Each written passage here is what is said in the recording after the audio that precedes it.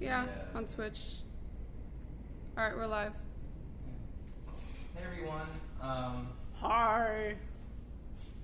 Thank you, Zinnia.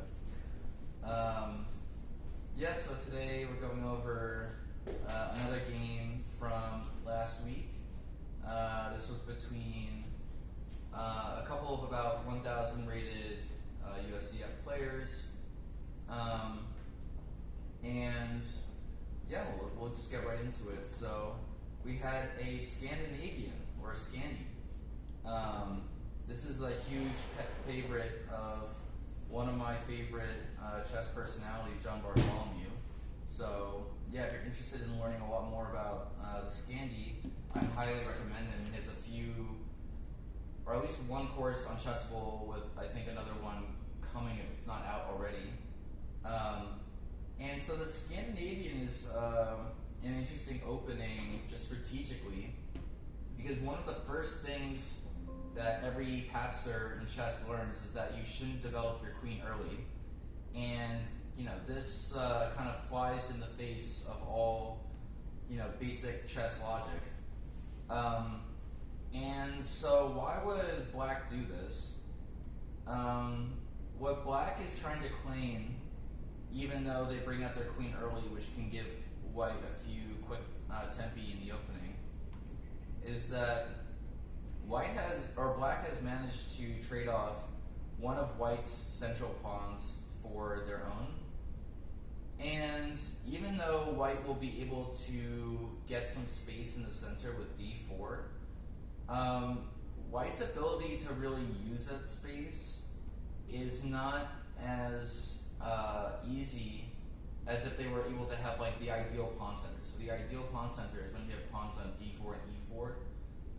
And in that case, you can grab space with e5 or d5 with the other pawn to help support those pushes. And so with just the one pawn center, white's central space isn't felt quite as much. So white continued knight c3, which is the main move, and in the Scandi, black has many different setups. There's queen a5, queen d8, queen d6, queen e6, queen e5, and they all kind of have their own little nuances. The main moves just being queen going back home and just underdeveloping. And then the other main move is queen a5. So this tries to keep the queen on an active square. White will probably be playing d4, and so should keep the knight pinned once that's the case. Also, the main pawn structure that you see in the Scandinavian comes from putting pawns on c6 and e6. This is also the pawn structure that you'll see a lot of the times in the Caro-Kann. If you can imagine in the Caro-Kann, which comes from playing c6 and d5, once there's a trade on e4, then black can basically set up the same structure. And so the Scandinavian is very, very related to the Caro-Kann. So people who like one can tend to really like the other. They can be pretty positional. But yeah, so with the queen on a5, once black plays c6, oftentimes it'll make a nice little home for the queen on c7. Okay, so knight f3. Normally, white doesn't necessarily want to commit to putting the knight on f3 immediately, just because the bishop can come to g4, but it's really, and then if you play h3, maybe the queen can swing to h4, h5, pinning the pawn to the rook. But it's not really such a big deal and should probably just transpose. Knight f6, d4. Okay, so yeah, we've kind of gone for one of the main setups for white. Bishop f5, trying to get this pawn to e6, but not committing to doing so until we get the bishop outside of the pawn chain. Again, that's like a big. I was saying that this is similar to the Caro-Kann, and again, in French is that we get the bishop outside of the pawn chain before establishing the desirable pawn to e6. So bishop d2, already creating some tension with the queen. There are many tactics that can arise from knight jumps to either d5 or b5 in the future. And yeah, white played e6, and I already think that this is kind of flirting with potential disaster. Like, it's not necessarily losing or anything immediately, but I think c6 should be almost automatic. Like, bishop d2 comes. You don't have to immediately get your queen out of the potential discoveries of the knight, but you should be opening up this retreat square like immediately, so that any knight jumps, the queen should be very comfortable and able, either being able to go to c7, or if, for example, knight b5, the queen can go back to d8. Obviously, c7 would be controlled by the knight in the case of knight b5. And if we go c6, then after like bishop c4, e6, knight d5, for example, and the queen is able to retreat all the way back to c7, and there's no tactics happening on c7. Yeah, so this could be a good way for white to continue. Yeah, so after black did play e6, I think white was slightly inaccurate themselves. They played this move a4. And I'm not entirely sure what the point of a4 is. I mean, it does help prop up knight b5, but the bishop was already controlling that square. The only point I can maybe see behind a4 is that potentially if we get knight b5 in and there's like maybe queen b6, that we can get a5 in. But I think white maybe had more productive ways to improve the position. So I think one good way that white could have played is either just developing with like bishop e2, or get this knight to e5. So one of the main benefits of having space, and you'll often see this when you have this kind of central d4 square, is that it creates a very nice outpost for the knight on e5. And in this particular case, it has a kind of concrete benefit. So the natural move from black would be to just challenge that knight and develop with knight b7. But then knight c4 comes, and this is actually very uncomfortable for black. The queen, because black never played c6, the queen doesn't really have many great squares. Like, the most natural square for the queen to go to would be to play queen b4, but it actually just runs into a pretty big tactical shot with knight d5. The bishop hits the queen, and the computer's already just suggesting that like black just should give up the queen for two pieces. But this is really bad. The knight's hitting c7. The queen has no way to actually defend c7. The queen b6 is covered. Queen d6 is covered by the knight at c4. So yeah, this would be a disaster. So because of that, black would have to play queen e6. It's really the only safe square. But the queen is like kind of awkwardly placed here. Like, first of all, it is stepping right into the discovery of the bishop. And while there isn't a good discovery, the queen is just really on the edge of the board, not doing anything productive.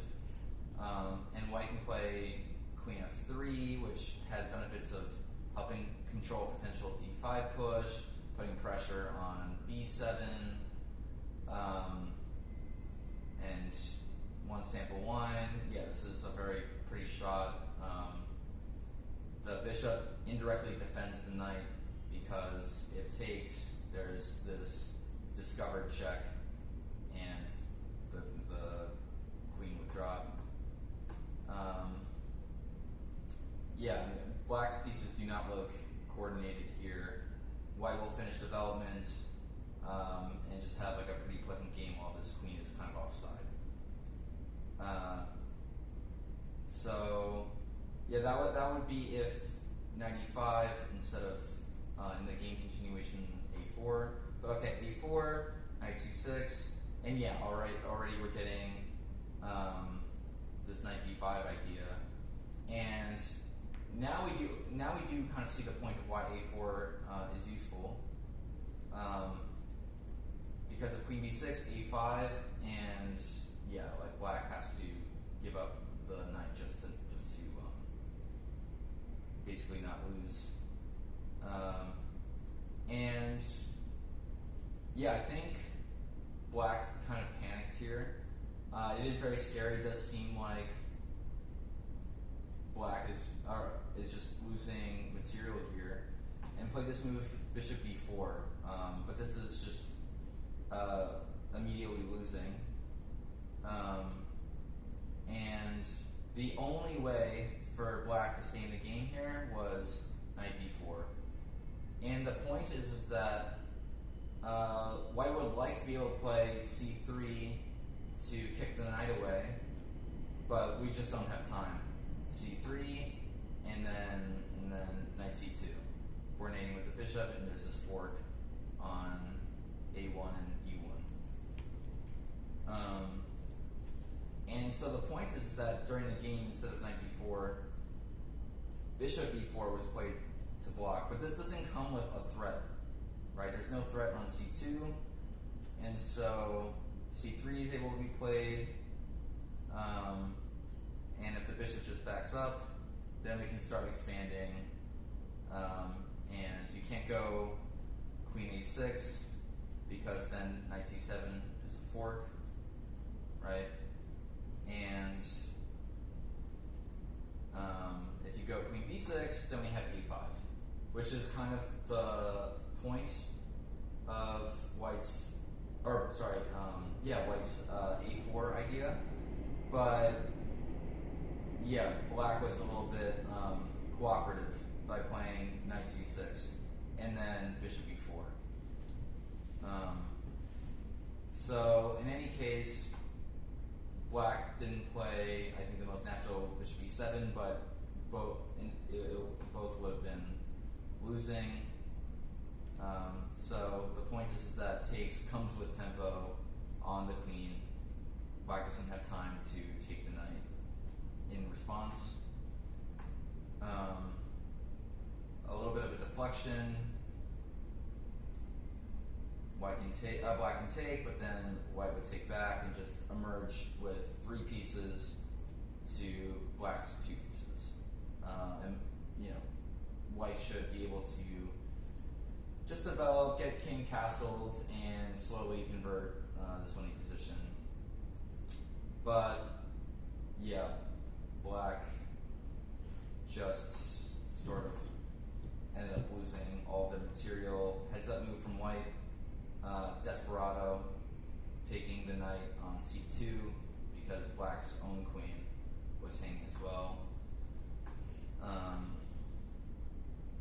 King b2, bishop 3, bishop d3, rook h c1, and yeah, white is up a piece and a rook. This is +8 material for white. And black can't even get any activity. White's able to challenge the c-file. And so black, pretty justifiably, I think even at a 1,000 rating, resigned here. There's just no ideas to even drum up any kind of practical play. So yeah, I think the main lesson here for black would have been to play the c6 move to create some retreat squares for the queen. And for white, I think they played it extremely well. This a4 move maybe wasn't the most consistent, and they could have put the pieces on slightly better squares with like 95. But overall, really nice game from white. So yeah, that was the game of the week. Now I also want to go over my game last week. So I was playing Megan, who we've played each other. She's probably the opponent that I played the most in my time here at the Chicago Chess Center. Both pretty regulars in these Monday Opens, and we keep having this Benoni. We've had a Benoni opening many times, and so it's been turning into this sort of theoretical battle. And so I've had pretty decent results against the Benoni, just in general. And I feel like Megan has a Twitch, right? Is she on Twitch right now? Yeah, she might see this video. Oh. It'd be funny. Hey Megan, if you're watching. And I feel like I understand the structures pretty well. Black gives white a lot of space, but goes for a lot of counterplay, especially on the queen side. But yeah, I may have to think about switching up my openings in the future, because we've had very similar games a few times, and I'll kind of point out, where we've sort of deviated in the past. So yeah, this is what I was talking about. White gains space in the center with this move d5, takes, d6, knight c3, g6. So that's kind of the point of c5. Black carves out by forcing d5, makes the scope of this dark square bishop that much stronger. So yeah, black gets the bishop to the long diagonal. White goes for this. If you've never seen this move, it's perhaps surprising. It looks awkward, you block in the bishop. But the point is that white wants to play e4, but white is the one who has space. And usually when you lack space, you want to trade off pieces. And so white could play e4, this is totally legitimate, but then it allows bishop g4, which will guarantee the trade of at least one piece. And so knight g2 is a little bit more ambitious, trying to keep as many pieces on the board as possible. So bishop g7, e4, castles, bishop e2, rook e8, this is all very standard. Castles, yeah, knight a6. So yeah, Megan likes to go for these. So there's two main ideas that black can basically play for. It's either to go for like a6, b5 with knight b7, or black can play for knight a6 and knight c7. Knight a6 does get in the way of a6, at least temporarily. And so, yeah, these are basically just the two main ways that black can play. Knight a6, definitely one of black's stronger ideas. F3, just, there's some pressure on e4 and freeing up my knight to potentially leave, so that's not tied down to e4. Knight c7, a4. So black's main idea for counterplay is to somehow get this move b5 in. So a4 helps bring b5 under control. b6.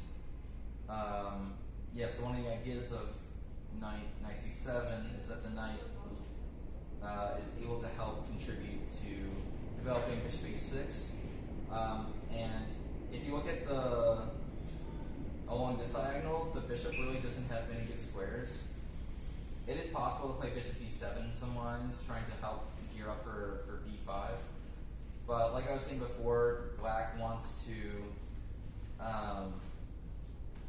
trade off pieces, and by developing to this f1 e6 diagonal is guaranteed to trade off one piece. But black has had to use a lot of time to get that in.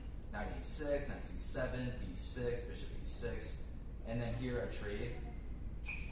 Right? This is a lot of moves just to get one trade of pieces in. So that's sort of the downside to this plan from black. And if I just back up a little bit, Megan and I have had this position, I think, like 5 times or at least 4 times, if I think we've had one game that went bishop f4, maybe 2 games that went bishop g5, and then this game and the game before this, I tried this rook b1 idea. And the idea behind rook b1 is A, we get the rook off of any potential threats from the bishop on this diagonal, and it also helps to prepare a pretty thematic break in the center, not the center, on the queen side with b4, which you'll see in many different openings. Like I can even think of in the Grand Prix from the black side, you know, you'll also play like rook b8 and b5. It's the exact same idea. So it is thematic across a lot of different openings. And so trade, knight d7. The point is that the knight reroutes potentially to e5, but also opens up the bishop so that it temporarily prevents b4 because the knight would hang, which is why bishop d2 defends the knight. And in our game last time, Megan went for this plan, creating this battery. Again, just trying to prevent b4 as much as possible. But in that game, the queen ended up kind of trapped on h8 just to make room for the bishop to retreat again, and it became very awkward for the queen. So in this game, correctly, she played a6, just trying to gear up for b5, which is, you know, black's main idea. I get my break in b4, and yeah, I played queen e2, which is pretty natural, putting some pressure on e6, also helping to prevent b5 as much as possible. One interesting alternative that I had during the game that I was considering is to play b5. And the point is that after takes, let's say takes, yes, black does get this pass c pawn, but actually because of white's grip on the white squares, it becomes very difficult for black to ever really push the c pawn. And so black's counterplay on the queen side is kind of dead. And now that it's been kind of killed off, now white can sort of long-term refocus their energies. Now that they've, you know, done a lot of prophylaxis against black's plans, can start thinking about playing on the king side and in the center. So this would have been an interesting way to play. But instead during the game, I decided on queen e2. And yeah, b5 was, I mean, of course, this is the thematic break for black, but it basically just it sacrifices a pawn. The only way it wouldn't sacrifice a pawn is if after takes, if Megan had given up her dark squared bishop. But after takes, and let's say here, after queen e2, I mean, this gets very scary for black with all the weaknesses around black's dark squares, and yeah, she had spent a lot of time thinking about playing b5, and I think this was her intention, but kind of had second thoughts. On this during the game, but yeah, if you're not going to take the knight on c3, then I actually just end up winning a pawn. Note that I have to play knight takes b5 here. If you try and play bishop takes b5, you actually just lose on the spot, because bishop takes c3, bishop removing a defender of the bishop. So now there's, you know, 2 attackers, and only my queen is defending. And if you try to take the knight intermezzo, the bishop backs up with check, and black just emerges up a piece. So it's very important that you take with the knight on b5.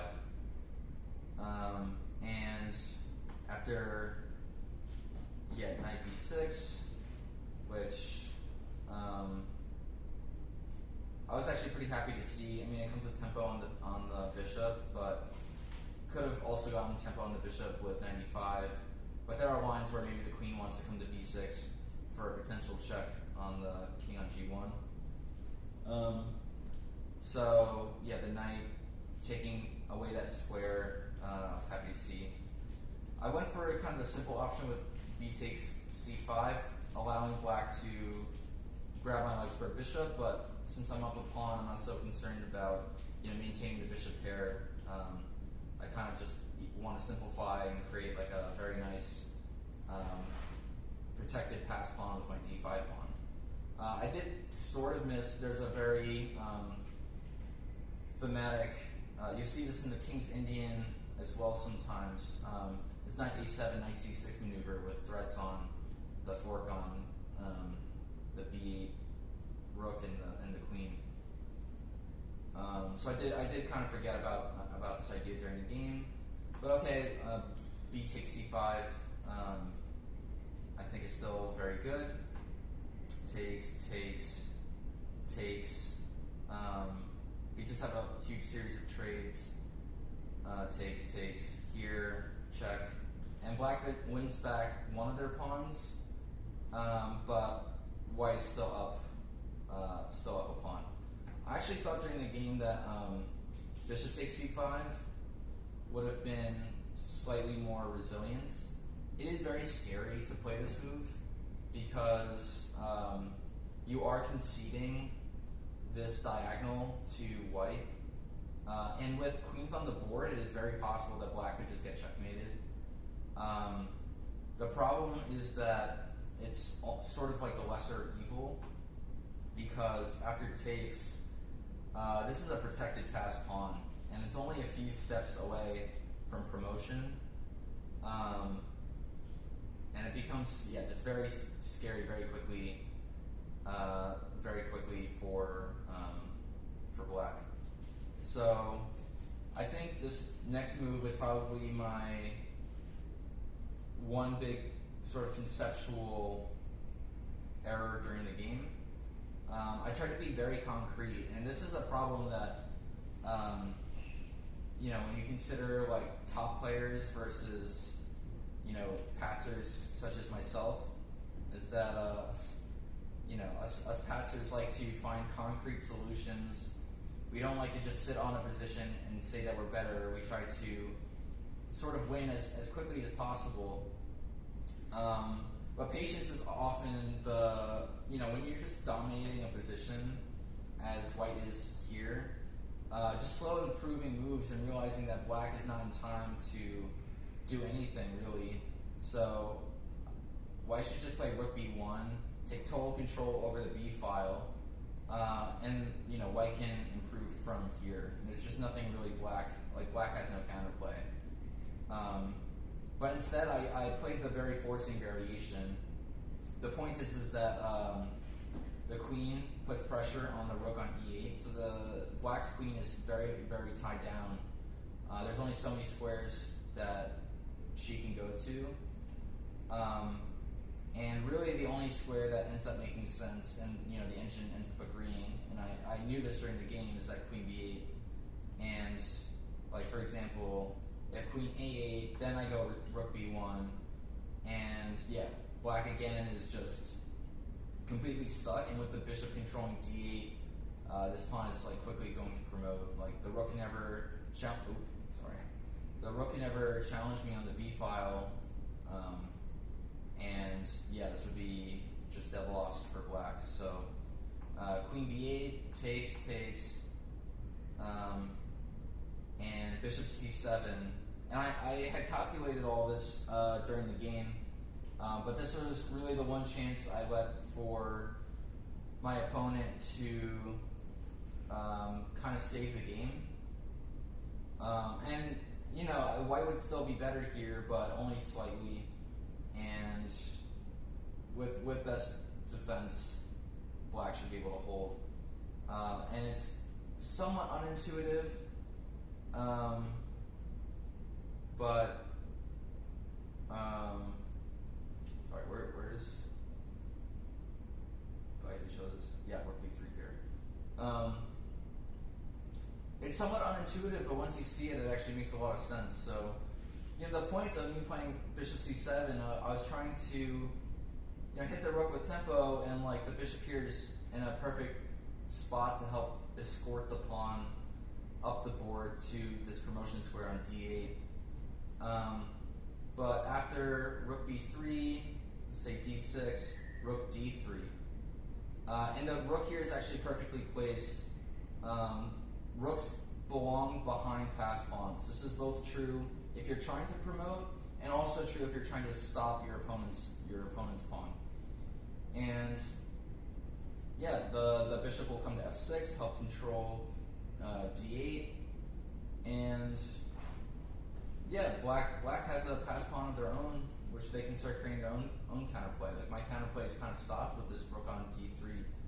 So yeah, very fortunate that my opponent didn't spot this and instead played the more natural but much more passive, and I knew that rook c8 would just be losing, and this is what I calculated when I played bishop a5. When I played this move, bishop a5 earlier. So now I play d6, and if black doesn't act now, I'm already threatening to play d7, where I wouldn't be worried about my bishop hanging because I'd then promote. So bishop e6, not e6, f6, rook c1, trying to win my second pawn. King f8, and now a kind of nice move, e5. The point is that the bishop is tied down to this d8 square. Otherwise, I'm just trying to play d7, d8, and I can kind of keep playing this tactic. So if say bishop g5, then I can play f4, and here, then here. Eventually, the bishop has to play to d8. If after bishop f4 you try to take, saying, haha, I have tempo on your rook, I can just ignore it because, promotion is, above everything. And they can try to sidestep the threat of d7 on the rook. But once I get my rook to d1, this pawn will promote, and that's pretty much game over. So, because of that, Megan played bishop d8, but now I'm able to trade and enter into this rook and pawn endgame where I have the two extra connected pawns with this connected pass pawn, which is just completely winning. And so from here, it's a bit of just technique.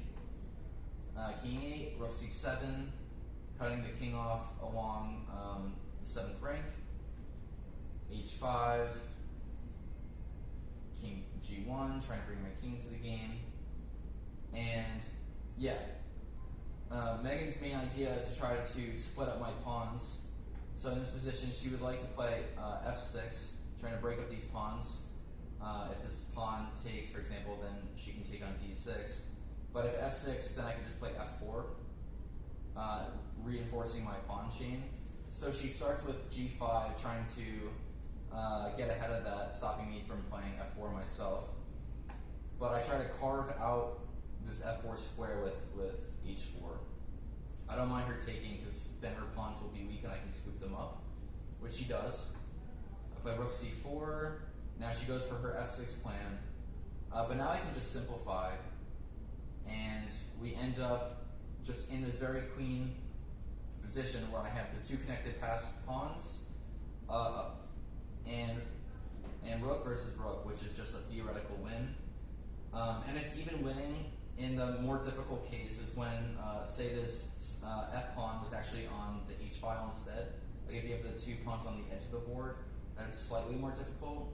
With the pawns in the center, this is even easier. and it's just about making slow improvements. And actually, what's funny is that so going back to what I was just saying, actually, with the pawns on the edge of the board, like this, literally that day or the day beforehand in the U.S. Chess Championships, Hans Niemann had that endgame against Mishra, and demonstrated pretty well how to win that. Like in that example, there's some tactics where you have to be ready to underpromote, and Hans was even demonstrating that he knew that by grabbing a knight and bishop off the side of the board, kind of signaling to Mishra, okay, I know how to win this. Please resign. But actually, Mishra played it out to checkmate, which was funny. But okay, so king h2, f4, defending my rook, and yeah, you just slowly inch your way up the board, push their king back, and keep pushing them back until, yeah, this is, when I play rook a7 check, either she would have to go to the back rank, in which case her king is completely inactive, or as in the game, she steps up the board. I calculated the sequence where actually her king just gets cut off. And this is a nice technique to know, just in general. You want to cut their king off, so now her king can't even assist in trying to defend the promotion squares. It's like an invisible barrier that this rook has created along the e file. And so once the king is cut off, it makes my life a lot easier. And so, yeah, she can give some checks. Of course, she doesn't want to trade. And I just bring my king up the board. And at this point, where I move 60, I don't think either of us really wanted to deal with getting on their score sheet. And so she resigned. And so, yeah, that was my game from last week. And so now we'll enter the last round of the tournament. So yeah, it'll be exciting to see how the rest of the tournament shakes out. So